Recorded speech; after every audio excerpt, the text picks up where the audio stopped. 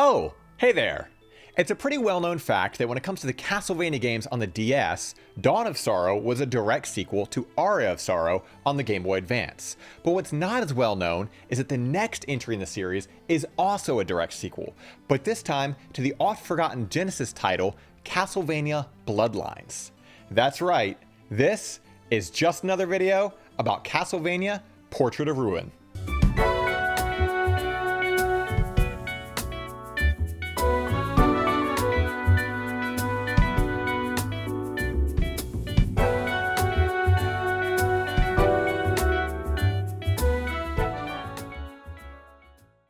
Before we get started, I'm going to say some words that I never say, but if you're enjoying the videos that I'm putting out, consider subscribing because I actually do have some goals for this channel and I would love to reach them. So thank you all so much for your continued support, and now let's just move on to the video. It wasn't long after the release of Dawn of Sorrow that development began on Portrait of Ruin, but details about it weren't released until April 21st, 2006. Like many of the previous entries, it was still being spearheaded and produced by Koji Igarashi, and Masato Yamane returned to do the music once again, but more on that in a bit. The art still uses the anime style that Castlevania switched over to with Dawn of Sorrow, but I actually do think it looks a bit better this go around. It might just be because none of the characters shown in this game had artwork done by Ayama Kojima's signature gothic style prior, so it wasn't as jarring to look at. Again, like Dawn of Sorrow, the sprite work is utterly fantastic, utilizing the same high-quality sprites seen in Symphony of the Night, with plenty of new and unique sprites drawn in the same style. Another aspect of the art I wanted to point some attention to was the clever use of 3D models. Being a DS game, that meant that the hardware was strong enough to handle decent-looking 3D models, which were primarily reserved for giving a good level of depth to the backgrounds. And for some reason, this one singular enemy, the Peeping Eye, is also a 3D model. The clever use of 3D made the areas you run through pop a little bit more, as the camera in the background slowly turns. It's not done on every screen, but the screens they do choose to incorporate this technique with look pretty damn good. Now, this technique was actually used in Dawn of Sorrow as well, so apologies that I didn't bring it up in that video. However, I do think that Portrait does it a bit better, and I think it's because Portrait simply has more unique locations to showcase. Honestly, when it comes to the development of this game, there aren't too many details to really get into. It had a short development time, but with a really good development team.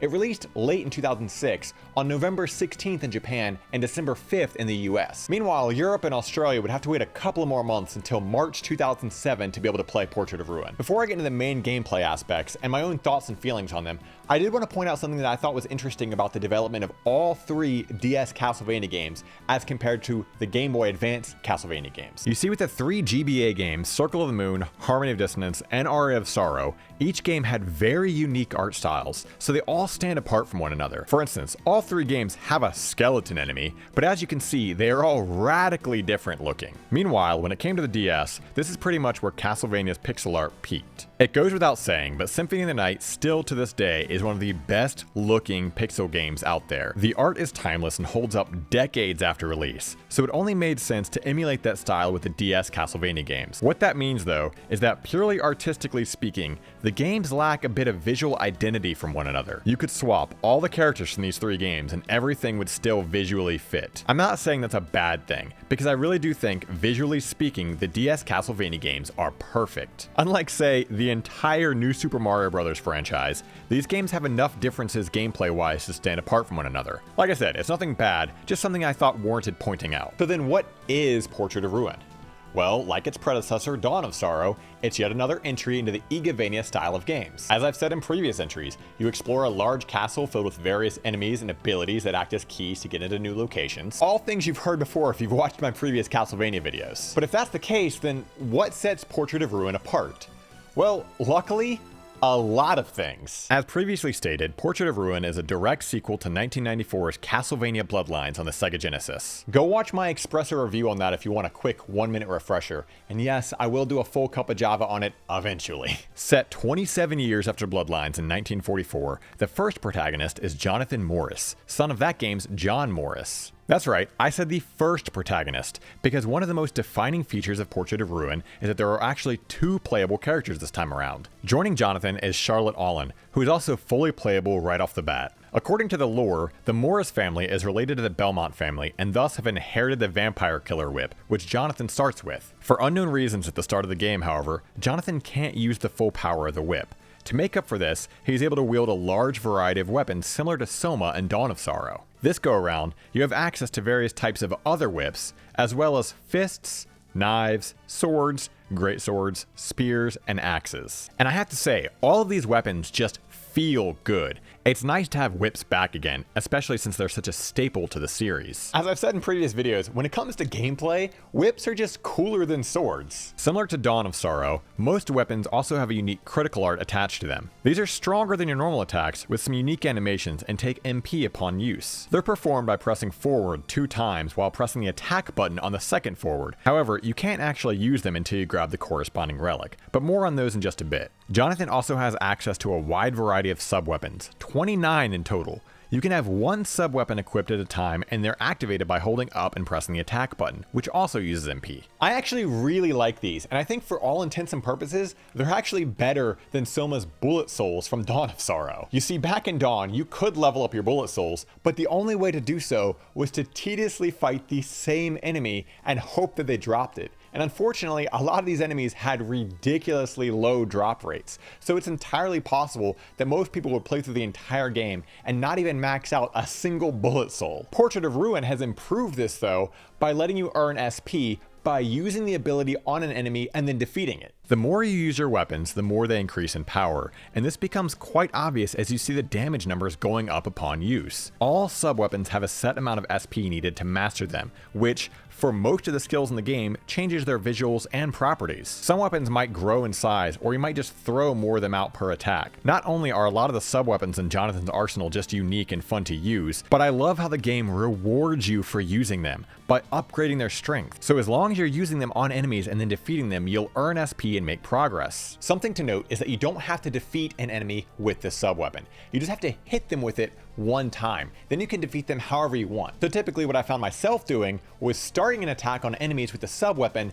and then just defeating them with normal attacks afterwards. As for Charlotte, her weapons are various types of books. She can attack physically, which is useful in a bind or to break candles and take care of lesser enemies from time to time. But her main damage dealers are spells that she can cast, which she has 42 of in total. Spells are equipped to Charlotte much like sub-weapons are equipped to Jonathan, so she can only have 1 at a time. They're activated the same way you would activate a sub-weapon, but with a slight deviation. Unlike sub-weapons, spells cannot level up, but they can be powered up depending on how long you charge them. A quick press of the attack button while holding up will quickly cast the spell. It won't come out as fast as a sub-weapon, but it's still relatively quick. Meanwhile, if you continue to hold the attack button down, you'll charge the spell to full strength, which is essentially equal to using the mastered form of one of Jonathan's sub-weapons. Now I have to say, my very first time playing this game, all the way back in 2006, I honestly slept on Charlotte and I barely ever used her. I kept saying I would do a Charlotte only run at some point and I just never got around to it. This most recent run though, I made sure to use Charlotte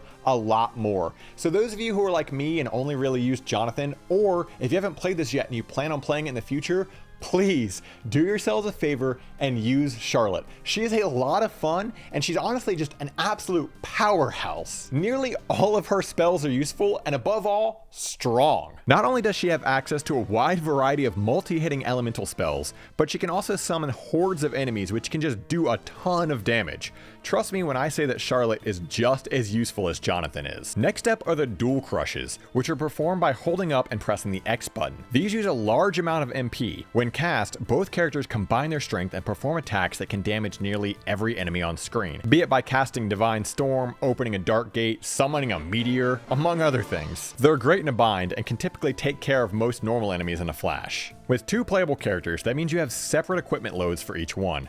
Accessories can typically be shared by either character, but weapons and armor are unique for Jonathan and Charlotte. They also have their own unique stats, but HP and MP are shared between the 2. The way it works is you play as the character of your choice, either Jonathan or Charlotte, but if you want to switch, you simply press the X button and you'll immediately switch to whomever you weren't using. It's clear that this is built off of Julius mode from Dawn of Sorrow, which in turn was based off the character switching in Castlevania 3, but this go around, things are much faster. In those games, when you switched characters, your movement came to a halt. But in Portrait, you can swap on the fly, which can lead to some pretty awesome movement tech as well, by switch canceling slides or backdashes. Every time you change characters, they scream each other's names. This never really bothered me all that much, but I'm sure there are some people out there who might get a little annoyed by it if they're switching constantly. But honestly, it's typically more common to switch here and there when you actually want to. You can also choose to have both characters out at the same time by pressing the A button, which causes the second character to follow close behind you and attack enemies as well. If the secondary character takes damage while you're not controlling them, it will simply drain your MP instead, and when your MP reaches 0, that character will be downed for a minute and disappear until you resummon them. When you have the secondary character out, you can actually control them by poking the touchscreen, which will get them to move to wherever it is you poked or attack whatever it is you poked. If both characters are out at the same time, you can still openly switch between which one you control as well. You can also use the secondary character to do a quick assist attack by pressing the R button. This will cause Jonathan or Charlotte to come out and use whichever sub-weapon or spell they have equipped immediately before disappearing again. Eventually, you gain access to summon one of your characters and have them stay in one place while you move the other character. This is primarily used for solving puzzles, which honestly there aren't too many of over the course of the game. As I sit here and verbalize all this, I'm sure if you haven't played the game, it probably sounds a little daunting or confusing,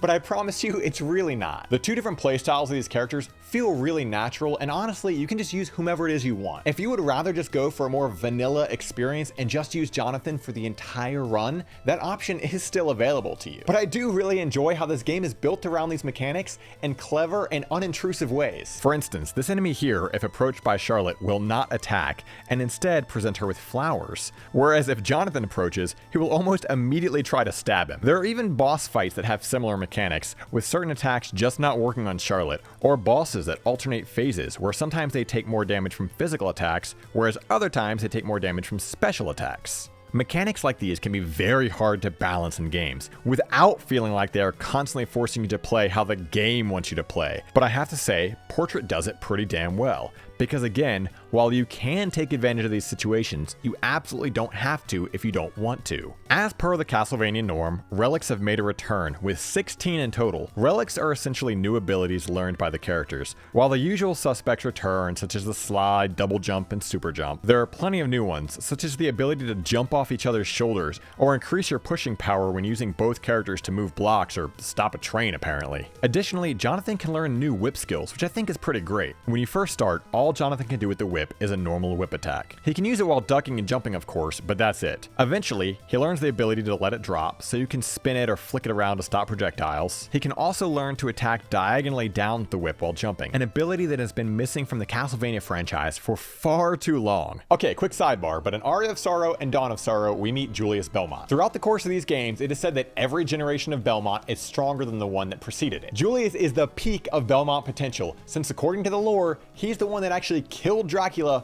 for good in 1999 in a game that we're apparently never going to get. So that being said, not even Julius can whip diagonally down, something that Simon could do hundreds of years before him. Relics are typically found throughout various rooms in the castle, but some can also be earned through quests. Which brings me to quests!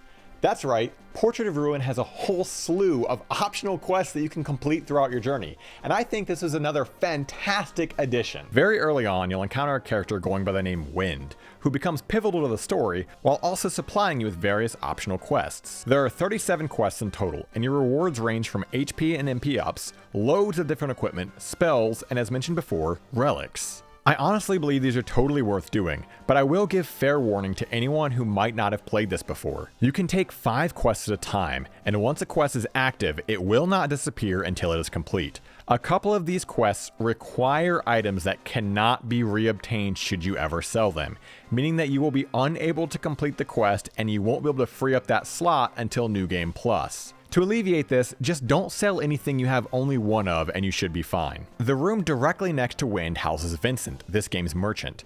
His stock changes throughout the game based on how far you've made it, but also how much gold you've traded at his shop. He has a whole slew of items, ranging from your typical healing items, maps, equipment, as well as sub-weapons and spells for Jonathan and Charlotte. Alright, let's talk about the castle and the other huge aspect of this game, the paintings. While this is Dracula's castle, you quickly learn that it's currently under the care of a different vampire named Bronner, who is using his paintings to keep Dracula's bay sealed so he can have the castle to himself. As you explore the castle, you eventually come across rooms that house large paintings. Pressing up while standing in front of a painting will transport Jonathan and Charlotte inside the painting. These locations are sprawling and completely separate from the main castle and typically have their own themes, such as a European marketplace or the deserts of Egypt. There are 8 mandatory paintings, with the 9th with optional and hidden paintings should you wish to find it. These are like the bread and butter of this game, hence the name Portrait of Ruin. That being said, they're not perfect. The first 4 paintings are all fine and genuinely really fun, but the last 4 are basically the same as the first 4,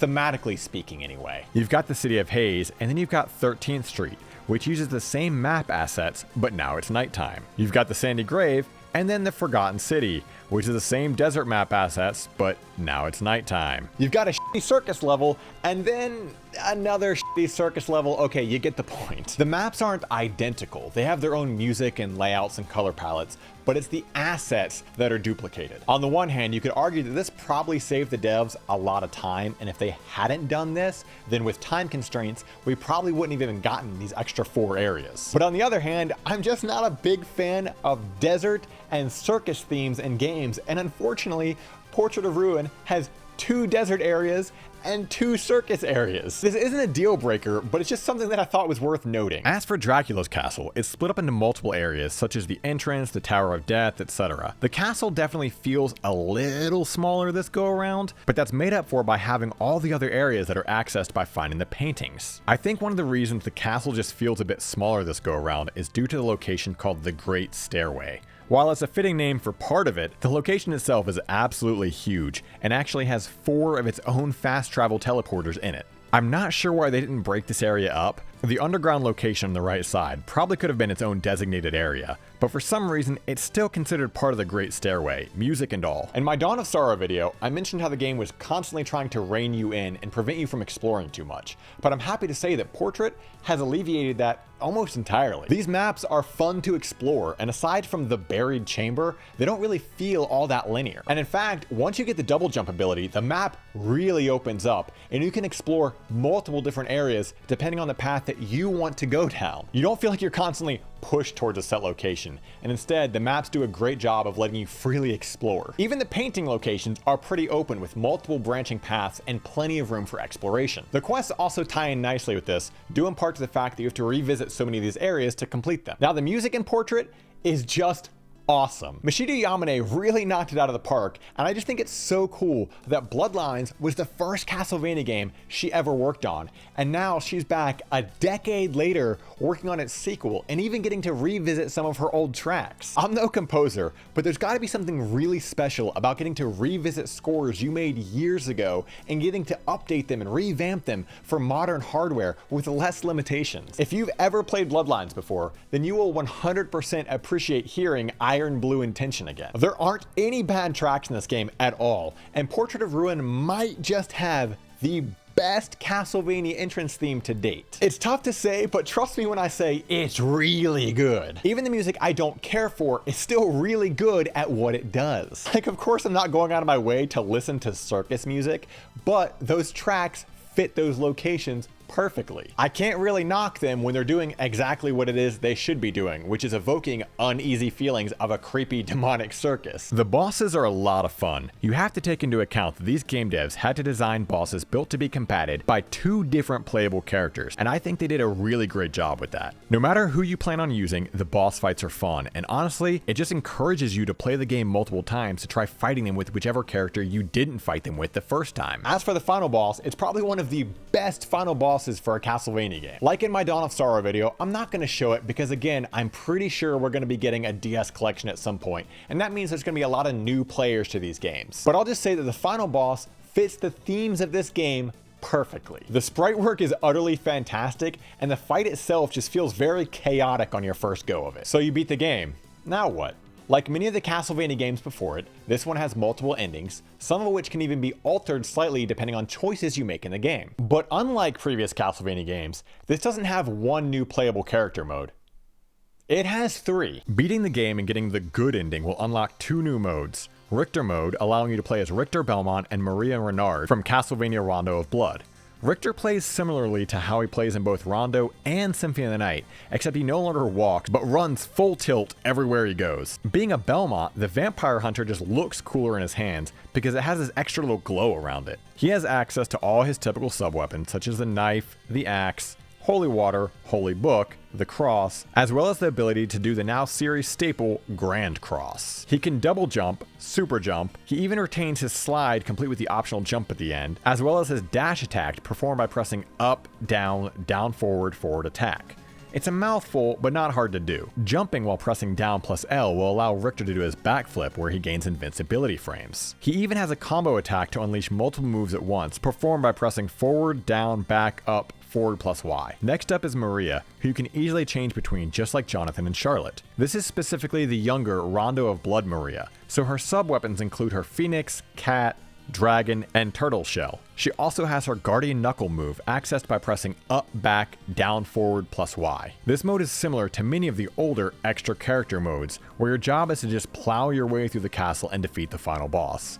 However, it does take a page out of Julius mode from Dawn of Sorrow, with the addition of allowing you to level up by fighting enemies. There is no story this go around, but it's still a lot of fun to mess around with. The second optional mode is Sisters mode, where you take the role of Loretta and Stella. This mode actually does have a story and serves as a prequel to the main game. The playstyle is interesting to say the least. It's not bad, just a bit weird. You control the sisters with the D-pad, but you can freely move around. Up, down, left, right, it doesn't matter. Moving off the ground, however, will take away your MP as you continue to float around, eventually forcing you back down. You attack by holding the stylus in your right hand and swiping on enemies. Again, no love for us lefties. Stella's attacks actually require you to draw a line through the enemies you wish to attack, which will slash them. As long as they are on screen, you can attack them from any position, even behind walls. If you press L, you'll switch to Loretta. Her attacks are also performed with the stylus and the touchscreen, but instead of slashing, she shoots incredibly quick-hitting ice magic. Both their attacks drain MP,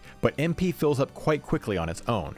Similar to Richter mode, you can gain experience by defeating enemies. The mode can be pretty neat to explore since you can pretty much fly to wherever you wish and enter some of the paintings way earlier on than you should have access to them, but I do wish it had normal controls. The touchscreen novelty kinda wears off quickly, and again, for those of us who are left-handed, it's just going to be a bit more awkward trying to hold and use a stylus in our right hands. As for the third optional mode, this one is actually pretty hidden. It's the old axe armor mode, and I'm just gonna go ahead and say it, unlocking this mode is kind of bullshit. The only way to open this up after you beat the game is to defeat 1,000 old axe armor enemies and then save the game. Just to put that into perspective, a casual player will probably defeat around 2,000 to 3,000 enemies over the course of the game, depending on if they chose to grind or not. So it is absolutely absurd to require you to fight an additional 1,000 of the same enemy, i.e. 1/3 or 1/4 of the total amount of enemies you've ever fought in the entire game,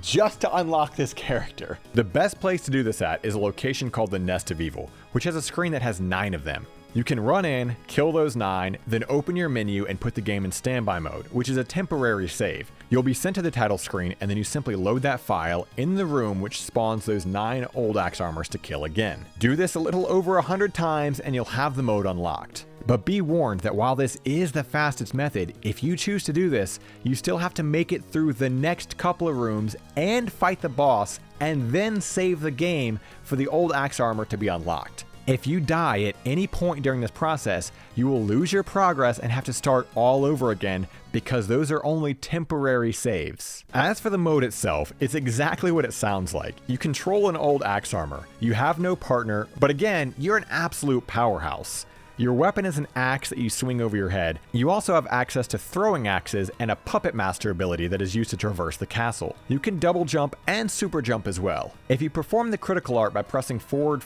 plus Y, you'll dash forward and swing the axe. Pressing up, back, down, forward plus Y will have you do a little hop forward with an axe swing, while pressing forward, down, back, up, forward plus Y will have you dash and swing multiple times. Lastly, if you just hold up on the D-pad, you'll hoist the axe above your head and just hold it there, and it will constantly deal damage to whatever it's touching. This mode is silly, but it's a lot of fun to play around with. I can't say I hate the way it's unlocked, even if it is super tedious, only because I genuinely do miss when games had really well hidden secrets in them like this. So really, it just feels like this unlock method is a product of the time that it came out in. This game actually does have co-op, but unfortunately it's limited to boss rush mode. Using Wi-Fi or a local area connection, you could actually go through boss rush mode with a friend and help each other get faster times and unlock new items. Unfortunately, Nintendo did shut down their Wi-Fi back in 2014, so the only way to do this now is via local area connection. Regardless though, it was a really neat idea. Game design requires a lot of synergy between all the various moving parts,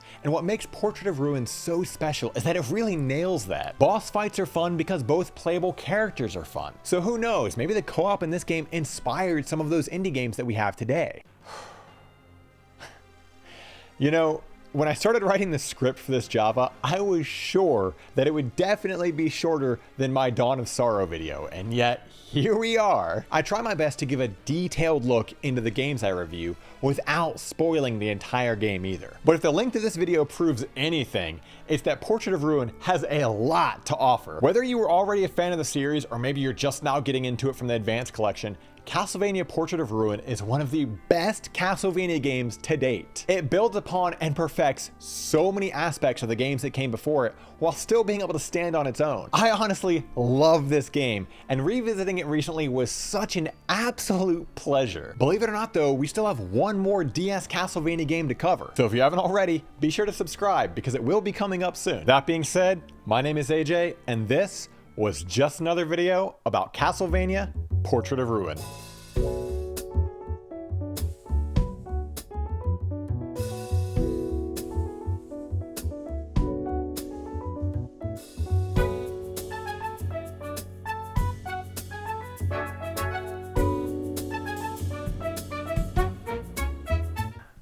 Okay.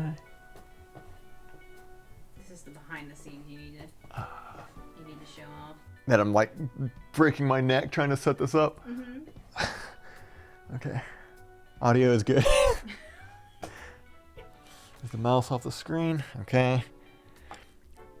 Check. I don't know why I'm testing it because it's already off. Make sure this is lit up. Maybe it's already off. I mean, it's off the screen. Okay. We're good? I think so. Okay. Portrait of Ruin. Why'd I say ruin so weird? Ruin.